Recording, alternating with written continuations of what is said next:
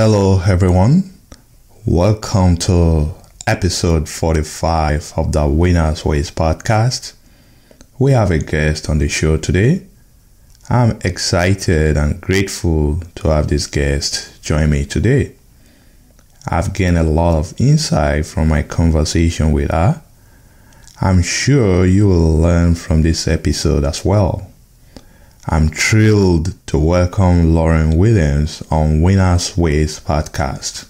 In case you don't know her, Lauren is an American sprinter and a bobsledder, a four-time Olympian.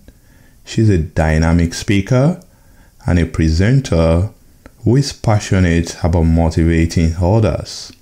She's a financial coach, a CPA. She is someone that wants people to have success managing and organizing their personal finances. And that's why we are having her on the show today, to listen and learn from her so that we can all win with our money. So episode 45 of the Winners Ways podcast is about winning with your money. Without keeping you waiting further, I present my guest, Lauren Williams, to you. Would you like to win and achieve success at what you do? Welcome to the Winners Ways podcast, where we create winners every day. And now, your host, the author of Winners Ways book and life coach, Bola Alabi.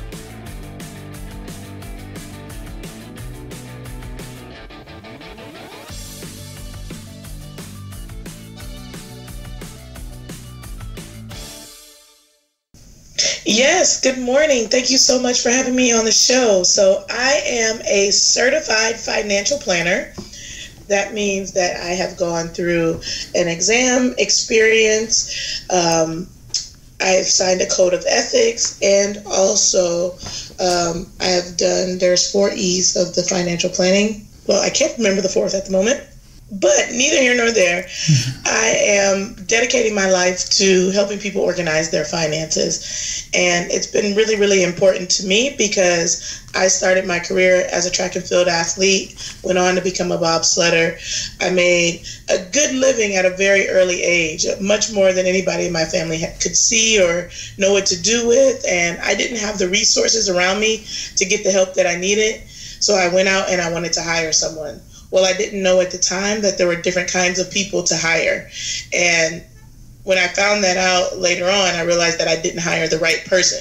So I was brave and enlisted the help of someone else because I knew I didn't know what I was doing and that the help of an expert would be good, but I didn't know what kind of expert, and I hired the wrong kind. And I didn't do that not once, but I did it twice. Oh, wow. And so I think so often people are trying to get the help that they need, but there's so much information out there, especially with the internet now. There's so many conflicting things that are happening. And it's like, where do I go for the right information? So after much research on my own, looking for a financial planner to be able to help me, I learned about the certified financial planning. And I felt like that was the right thing to do. It was the most, the part of the financial industry that had the most integrity. And I immediately started working with a certified financial planner for myself. Loved that kind of work that they were doing for me and how different it was from the previous advisor. And decided I also wanted to be a certified financial planner. Oh, wow. Thank you very much for that intro.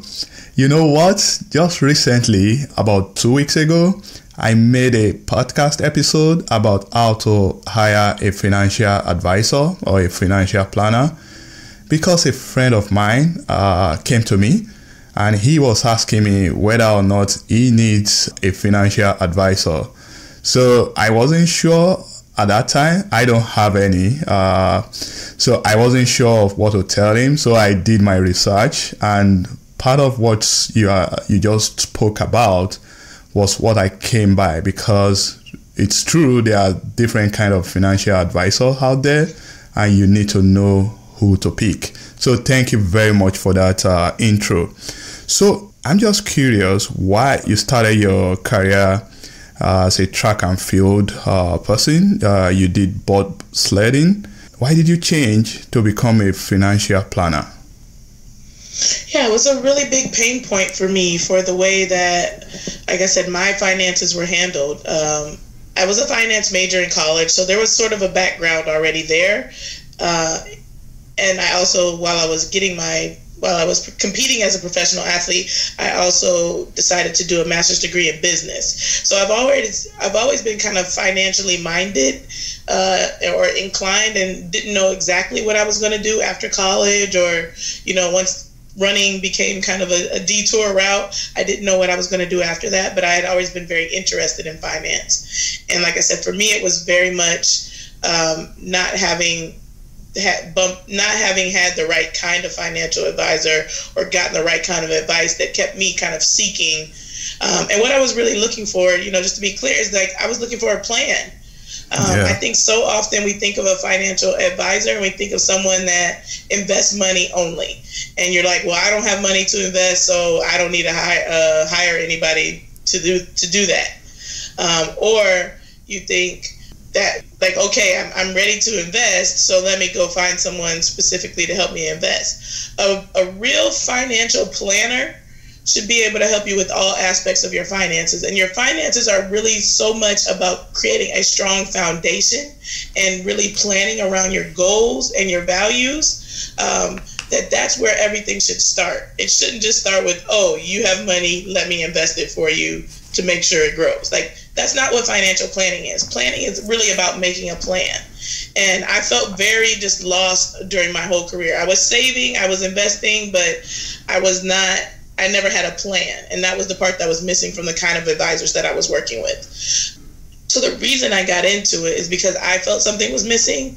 And once I found the certified financial planner, I realized that there is like a multifaceted approach to people's finances, and that's what I had been looking for. I didn't know how to articulate that because I had no idea what it was. So that's how I decided to become a financial planner. Oh, wow. So good. So financial planning is about setting goals. It's about values. It's about making sure that we have strong financial foundation.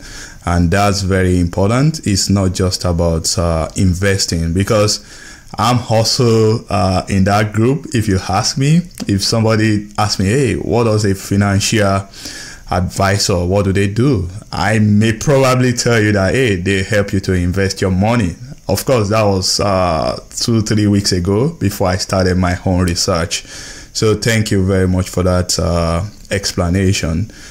I have followed your podcast. I've listened to your shows. I know you talked a lot about money stories. You encourage people to come on your show to tell audience and to share their experience about their money stories.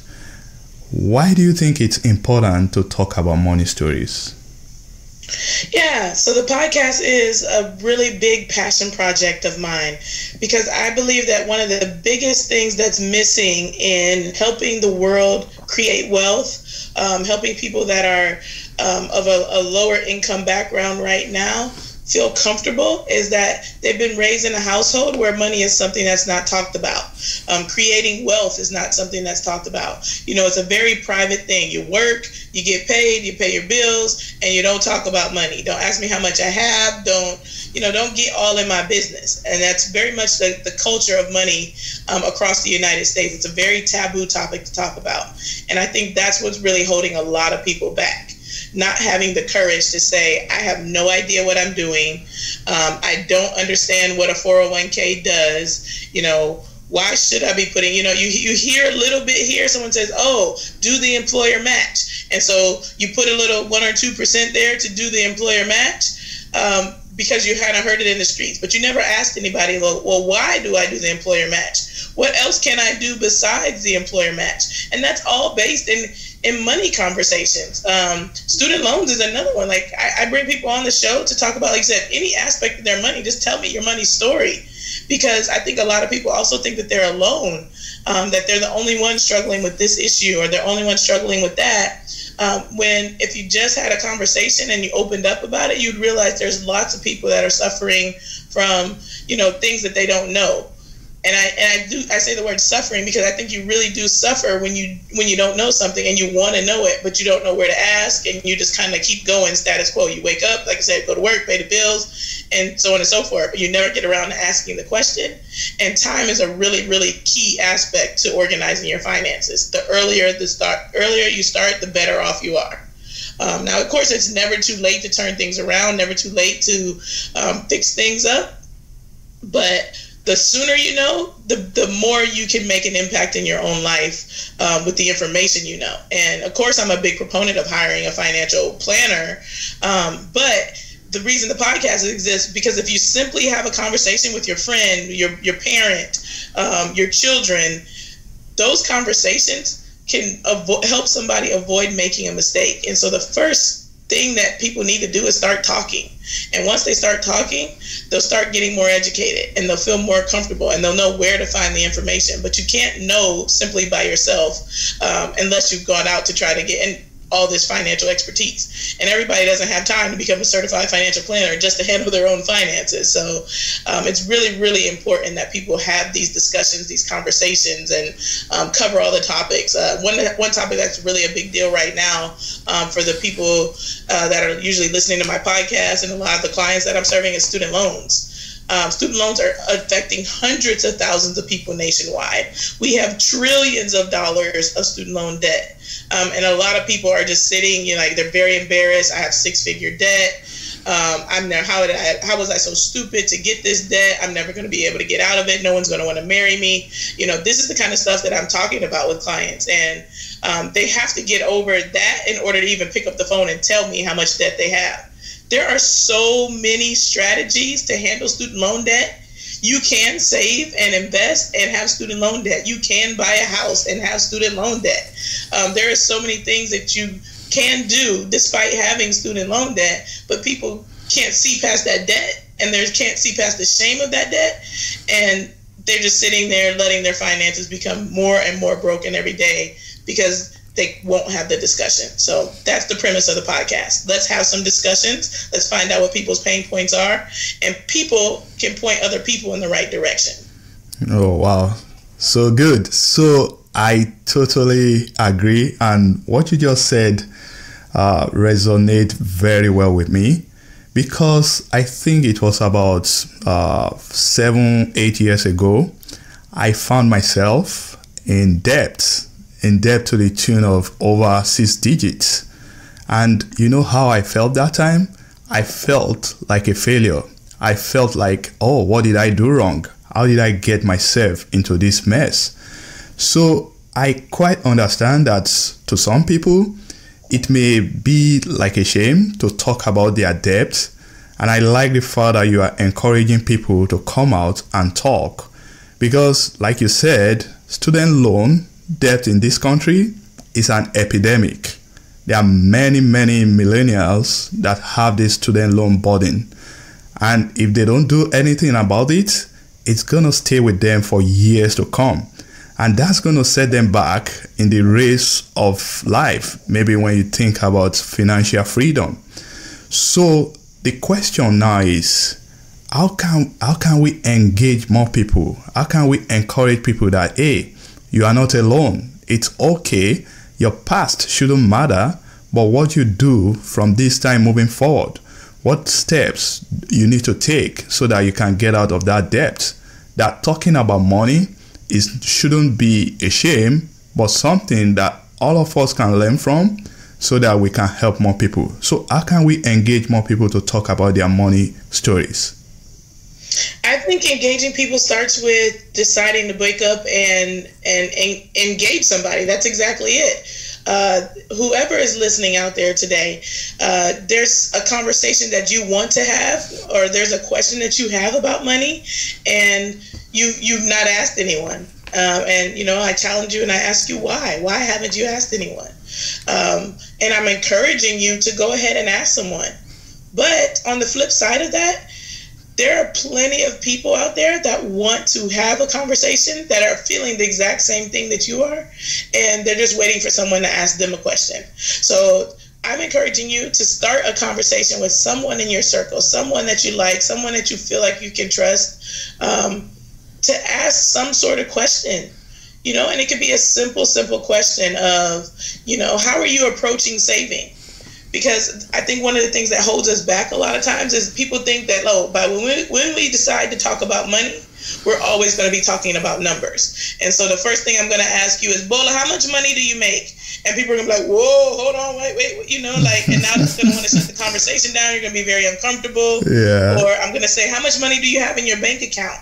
And that's also one of those things that's like something that's going to cause pause. Whether you got a lot of money or little money, nobody wants to tell those numbers. Right. That's. It's not about the number. Having finances has nothing to do with the numbers. I'm not going to say nothing, but it has so very little. And there's so many conversations you can have and never mention a number. Like I just said. So what is the approach to your saving? How are you figuring out saving every month? That's a broad question to ask someone. And then they can respond to you and say, well, I put my money automatically from my paycheck into my savings account. I never see it. And you're like, oh my goodness, why didn't I think of that?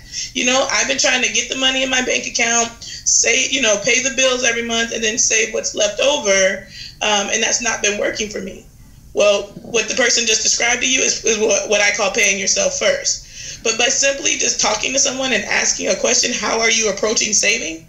You now have started a conversation. They've given you a strategy, and it could change your life. They don't have to be a certified financial planner to be doing something right in their finances. So get those conversations going. That's what I'm encouraging people to do. Wow. Thank you very much for that. So you talked about savings. You talked about investing. I'd like to know your view. How do you think people can get into that rhythm of saving money regularly, so that they can, of course, invest with those money that they saved? Yeah, I think that's a really good question. And it goes back kind of, it was a good segue, because that's pretty much what I believe, what I was just describing as a example of how to talk to someone. It is to automate your savings. So frequently, exactly what I just told you. My clients come to me and said, I'd really like to be able to save more. I'd love to be able to save for a house. I'm so tired of living paycheck to paycheck. But they can't figure out how to get themselves out of living paycheck to paycheck. And so one of the things I always tell people is how many times in your life, in your paycheck to paycheck kind of living, have you figured out how to make a way? There's a lot of people who are doing it. They're using every dollar that they have, but they're not using any credit card debt. And they're figuring out how to make a way. So if I gave you $5 less, would you still figure out how to make it? For most people, the answer is yes. If I gave you $10 less, would you automatically need to go to your credit card and get $10? The answer is no. You look at your bank account and you stop when it gets to zero. So why not, as a step one to savings, automatically move that money straight on over to your savings account? So it's don't even consider it as part of your paycheck. Don't even consider it as part of the money. And so often we give so much power to the people that we owe. So whether it's your rent, your lights, your cell phone bill, etc., it's these bills, I got to pay these bills. And when the money comes, the bills got to get paid. And all these people are standing in a line waiting for their money. Put yourself at the front of the line, because guess what? The line is not going anywhere anyway. So why do you tell yourself that you're the least important of all the people that this paycheck is supposed to support? Put yourself at the front of that line, hand the money out to yourself into that savings account, and then let everybody else who is lined up asking to get the money to go ahead. Because always there's going to be somebody at the end of the line.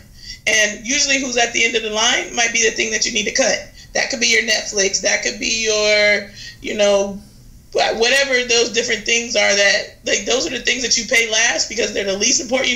You want to get your rent because you probably want to keep a roof over your head. So you're going to pay that first. And then, what else? The kids got daycare. I got to get that in there. So you have a set of priorities. Put yourself, though, at the front of that line. No matter who all those other people are. I deserve to save for myself. I deserve to have a future for myself. And it's really about telling yourself really positive messages, and that I can save and create a life for myself in the future and now. Wow. Lauren, you know what? I like the way you put it.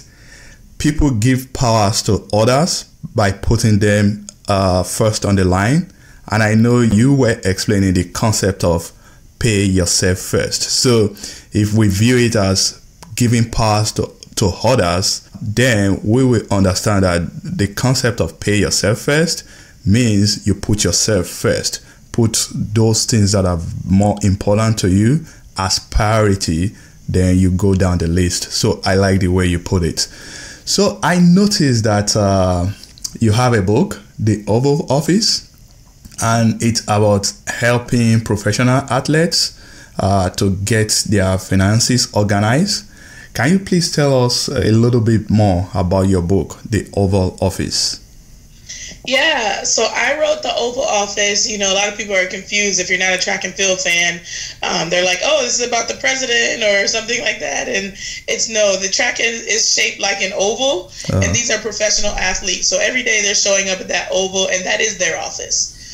So that's how we refer to professional track and field, or that's where we show up every day, is at our Oval Office. Oh, wow. And for me, it was really important to write something to give back to the sport that gave so much to me. And during my time, like I said, I talked a little bit earlier about not having a financial person in my life that was the correct kind of person, but there were so many things other than my finances that I wish I would have known about the sport that would have helped me overall financially. How to hire an agent, what questions to ask, how to negotiate that contract, because the agent always comes and they tell you, oh, my minimum is 15 or 20%, but you don't even realize that, you know, you're coming out of college mostly when you become a professional track and field athlete or professional football player or any professional sport at that point. And you're really not sure from a business standpoint because you've been kind of, you know, living under you're new to being a adult and new to being a professional. So you don't know all the rules of engagement and how to negotiate and all these different things. So I talk about, it said, knowing that these people work for you, that they're a part of your team, that they're there for your support, but they should not be enabling you. So often I hear people say, you don't worry about anything, you just go run. And it causes the athlete to be ignorant.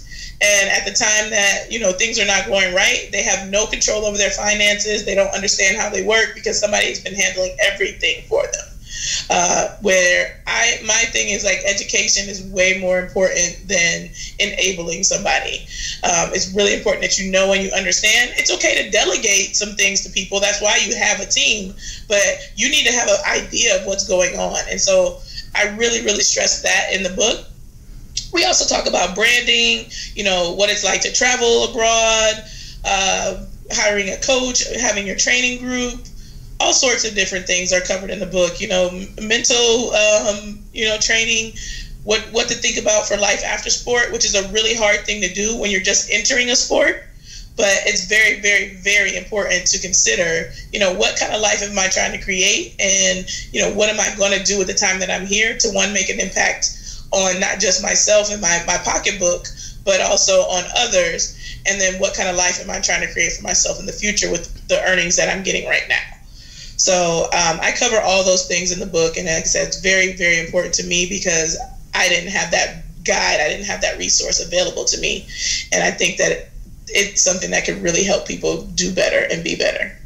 Thank you. I think that book, The Oval Office, is a great way of giving back to your colleagues or to your career field, because I've read too many stories about young athletes that maybe in their 20s they found themselves in so much money, but maybe in their 30s they went broke because they were unable to manage their money.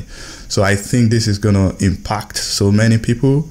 And thank you very much for writing that book. And I think it's beyond just athletes. Anyone that want to learn about branding, anyone that want to learn about how to manage success in life should definitely get that book, The Oval Office. I saw it. It's available on Amazon. So please go to Amazon, The Oval Office by Lauren Williams, so that you can learn how to manage and get your financial life organized. So, Lauren, can you please talk about your best money lesson? My best money lesson. I think we've talked about my best money lesson. It's saving. Right. And I'll say it a little differently. Like you said, the principle I believe on how to save is what I've discussed already. Yeah. But I think so often people who have not had very much interaction with financial professionals or don't have a clear plan for themselves try to skip over. When they decide to get things together, they try to skip over the saving part of it and go straight to the investing part. They try to find $5 or $10 and just, I got to buy a stock and I don't know which stock to buy, but I heard on the news Apple's doing really good, and you just go jump right in and you're trying to get one stock at a time or something like that. Whereas I think the thing that's really, really important is that saving and investing are kind of one and the same. So the thing, though, you need to be focused on more than the investing is the saving. So first step is get some money in the bank. If you don't have money in case of emergency, then you don't have enough to be investing outside or, doing other things. You should only be trying to get your emergency savings correct. And then if your employer, like you said, if you have a retirement plan at your employer, you can do whatever the employer matches, because you never want to leave free money on the table. So if it's 2 or 3%, put that into your 401k or 403b or whatever is available to you. Get your match. But other than that, you need to be working on your emergency fund. So that's step one for your savings. Once you have your emergency fund, which I believe should be 3 to 6 months of income, quite different than what you would hear on the internet. They say 3 to 6 months of expenses. I think 3 to 6 months of income, of take-home pay, is more important, because that allows you to have a bigger runway if something was to happen, but it also allows you to keep your life a little bit more in order if something, something was to happen. So as an example, let's say you got 3 months of income set aside and, you lose your job. So now you've got 3 months to, look for other work, but you had kids and they were in softball and volleyball or baseball, whatever. They were in activities. If you only had 3 months of expenses saved, you would have 3 months of lights, gas, water, food, and that's it. So as soon as you lost that job, you would only be able to pay the bills and you would have to cut out anything that's fun. Whereas if you had 3 months of income saved, you would be able to say, oh, okay, I don't have to take little Billy or Jane out of volleyball or softball, because of course it's going to be a very stressful thing when you lose your job. But what do you want to do? You want to keep things as consistent as possible, as low stress as possible. So now you've allowed your kids to stay 3 more months in their programs, which does not disrupt their life, which also, creates less stress for you. So that's why it's important to have a runway of income instead of expenses. So once you get past the 3 months of income, then you've got more money. So next thing you need to do is kick up your retirement savings. 2 to 3% or whatever the employers are offering you, even if it's 6%, is not going to be enough for you to retire. So you think about 6%. You have 100% of income, right? There's a salary you're offered. Right. You're putting 6% away. That means the other 94% is being spent. So if you spend 94 and you're saving 6, how is 6 going to turn into enough that you can live off of, the same 94%? That means your living expenses are way higher than your saving ratio. Right. And so investing, the way it works and the way it kicks in and it helps you, is like, you're right, I don't need to be saving 94% of my money or 50-50 in some way that people think about it like, oh, you're telling me, Lauren, I can only live off of 50% because I got to put the other 50% away so that I could live 1 year off of that. And it's like, no, that's where investing comes into play. And that's where the power of compounding interest is. But the number as a benchmark is usually around 20%. You don't need to save 50%, but you do need to be saving 20% of your income if you want that money to grow in a way that's going to allow you to live the life you want in retirement. Wow. So if you're saving 2 or 3% now, your next goal is to get to 20%. And once you get to 20% of savings and you still have money left over, then you can start looking at other investment options. But your retirement account, so often people try to make it complicated. Your retirement account is an investment vehicle. And it doesn't require a financial planner. It doesn't require you knowing a lot about the market. It requires you being able to pick from the things they gave you in your account. Now there is ways to optimize that, but step one is getting the money in there and getting it invested in something. You don't need all these fancy things and courses, and yeah, you don't have to like stress yourself out that you don't understand investing. Get the money into the retirement account and you will be investing and you will be saving. And just think of it as saving. How much more can I save? And a lot of people don't know this, but one of the things is that $19,000 is the amount you can put in your retirement account. Yeah. So when I ask people how much you're putting in your retirement account, they usually say, I don't know. They say, I'm doing 2%. I'm doing the employer match. But it's really hard for them to figure out like how much they're saving on an annual basis. You need to be really intentional about trying to get to either 20% of your income or $19,000, which is the maximum. Wow. That's very good. So you've shared your best money lesson, and I truly picked up a lot of things from what you said. But one very important one was that before now, I've been planning that emergency fund should be based on 3 to 6 months of expenses. But I like the way you explain it, that it should be 3 to 6 months of income. It's very reasonable. Thank you very much for that information. So now we know your best lesson. Can we know your worst money mistake so far? My worst money mistake so far. I've made a lot of mistakes, and I think that's one of the things that people don't fess up about. You know, I've done a lot of things. Like I said, I didn't ask enough questions of those financial people, and when they weren't meeting my needs, I didn't push a little bit harder to make sure that my needs were being met. I just took what they were giving me as a service, as opposed to, you know, looking for the service that I needed. I also bought a house that I should not have bought in 2006. So I was a single girl. I bought 4 bedrooms, 4 bathrooms. And I think this is something that's happening all across America right now, is that you feel like I'm a grown up. The next step is to get a house. I'm wasting money on rent. I hear it all the time. I need to get a house. And it's not necessarily true. It is mostly not true than it is true. You have a lot of things you're trying to tackle in your finances, and to add the debt of a house and the payment of a house and the home maintenance of a house to that scenario is not always the best decision. It's not going to create more financial stability for you. It's going to create a lot of stress for you, but it's like, oh, I got to get out. You know, I'm too old to be living in an apartment.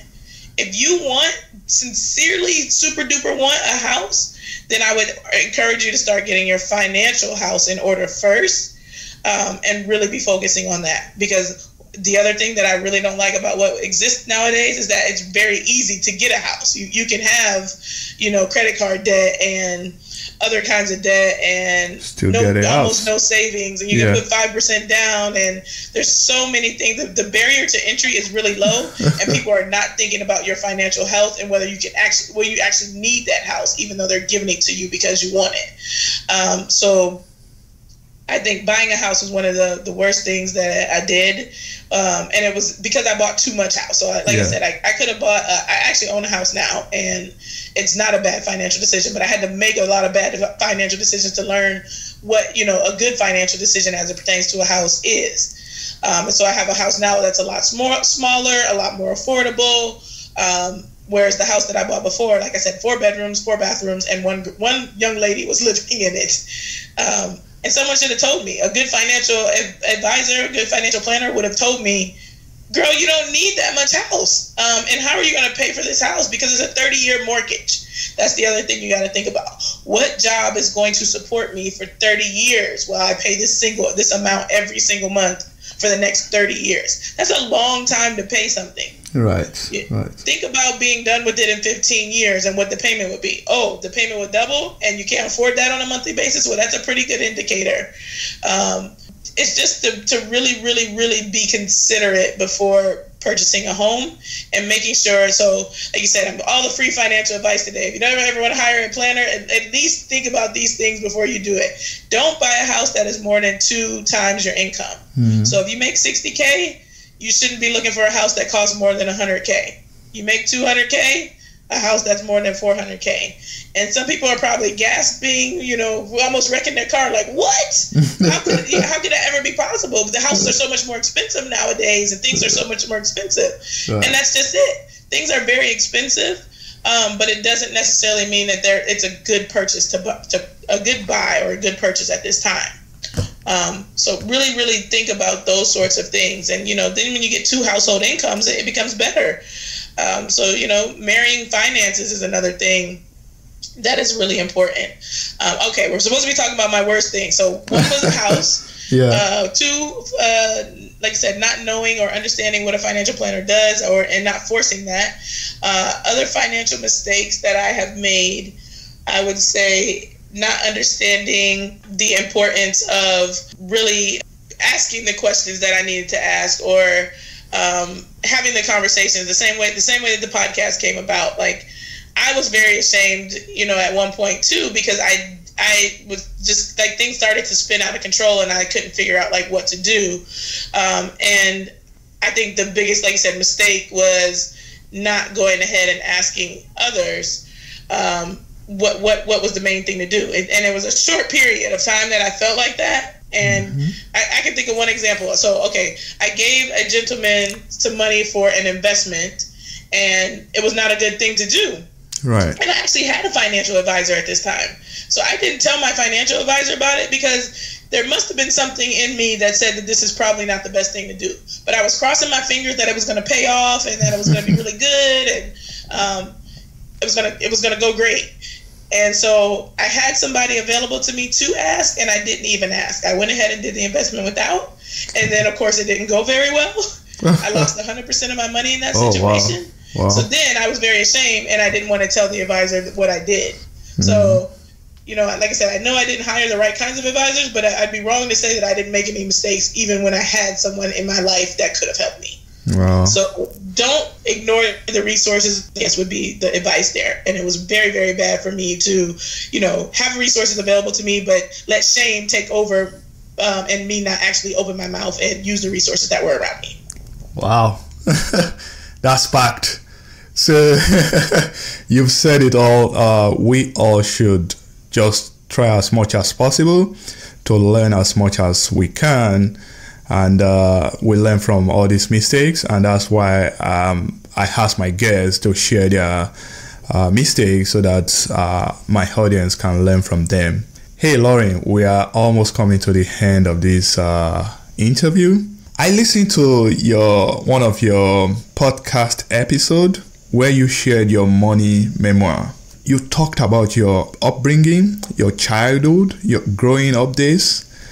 I'm particularly fascinated by your milkman story because that story resonates very well with me. I want to ask you, what role did your background, growing up in Pennsylvania, what role did it play in you being a competitive athlete? How did that shape your experience as a whole? I would say that so much of the things that we experience during childhood shape the decisions and the person that we become as an adult. And as an adult, we live a lot in the right here, right now. But one of the things we can do to be better individuals is to circle back to our past, spend a little bit of time there, unpacking, what money messages did we get? What kind of different traumatic events happened? What things were wonderful about our lives that gave us such optimism? But circling back to your childhood is such an important part of understanding who you are and managing your current personality and making sure that you can be your best you. That I think that it's something that I would encourage everybody to do. And for me, it definitely very much shaped who I am today. That small town upbringing, I was in Detroit for a while. I was in big city life, and things that helped me adapt and feel comfortable in big city life. And then switching over to small town upbringing and kind of coming from a home where my mom says we put the fun in dysfunctional. So I have 5 sisters, 2 brothers, but we don't all share the same mom and dad. And despite that, we were raised to just say 5 sisters, 2 brothers. We don't usually explain that to people. Yeah. And so those little things, all of those things about my childhood, about my upbringing, are things that have come to shape me today. And I think that they have made me the woman that I am. they have made me as well-rounded as I am, because I've experienced so many different things and I've overcome so many different things. So I would say it very, very much played a role into who I decided to become today. Thank you. So from also reading and learning about you, I know you've experienced success and you've also had some disappointment. In the Olympic, you had this dropped baton incident that cost you, or that cost the United States maybe gold medal, and that was in 2004 and also in Beijing in 2008. From the video that I saw, you said you took off in 2010, and during that time you got to know God, and that's actually changed your life. Can you just tell us briefly about that dropped baton incident and how knowing God influenced your life now? So there's been, many introductions to God in my life. From a very early age, there was a lot of, my grandmother was really big on church, and then at one point my dad became really big in church. And so God has been introduced to me, and he's never been a stranger. But one of the things that I think is really important is to find your own journey. And so, people can tell you, people can kind of lead you, or they can guide you in a certain direction, but you've got to do the soul searching. You've got to do the reflecting, and you've got to decide, who God is to you, and how you want him to be a part of your life. And I think that there's been a series of events where, I turn to God, I turn away, I turn to God, I turn away. And that was one of the events where I realized that, I'll even say, just like my dad, he was basically saying, like, these events don't make you. These are not the things that, you're not the sum of whatever has happened one day on the track. And so to really be able to lean on God and understand that this is all about a bigger picture, that, like, it's not, even right now we're recording a podcast, like, this is one moment of time in our life. If I totally said all the wrong stuff today, I could, get into bed and cry and say, I don't want to live anymore. Or I could be like, gosh, I did a terrible job. But, that's going to help me improve for the next time. And so I think drawing on God and having him to help me look at the bigger picture of things has been a really, really important part of my life. To be able to circle back, have a relationship, and just always be kind of like thinking about, like, what is the bigger picture? What is my bigger purpose? What is my mission even so much? Because another thing too is that as I've gotten older, as an athlete, I've been very goal oriented. And now I'm switching kind of mindset to, you can set a goal, achieve a goal, set a goal, achieve the goal. But what is the bigger picture? What is the mission? So now I'm more mission oriented than I am goal oriented. So that's been a really, really important thing, is to just consider God as it pertains to my purpose and my mission. Wow. That's good. Thank you very much, Lauren. We have come to the end of this podcast episode. I so much appreciate your time. I know my audience are going to learn a lot from this podcast episode as well. But I want them to connect with you. Can you please let them know where they can find you and how they can connect with you? Yes, certainly. So you guys can find me on all sorts of different platforms, from social media. Twitter, you can find me on Worth Winning or at Lauren C. Williams. Instagram, I'm Worth Winning, and then also at Lauren C. Williams. My website is worth-winning.com. And then my personal website for, like you said, Olympic stuff is lauren-williams.com. So you simply put in my name or Worth Winning somewhere on the internet, and you should be able to find me relatively easily. Thank you. So indeed, it is worth winning. Thank you very much for that time. This episode of Winner's Ways podcast has come to a close. We hope you enjoy and learn something from today's show. We want you to win and excel in all areas of your life, and we regularly explore and share information with our listeners to empower them to win. Be sure to subscribe to our podcast for more tips and strategies to help you find the success that you've always dreamt of. And don't forget to rate and review so that we can continue to bring you more podcast episodes to empower you. We will love to have you again next week. Now, keep winning.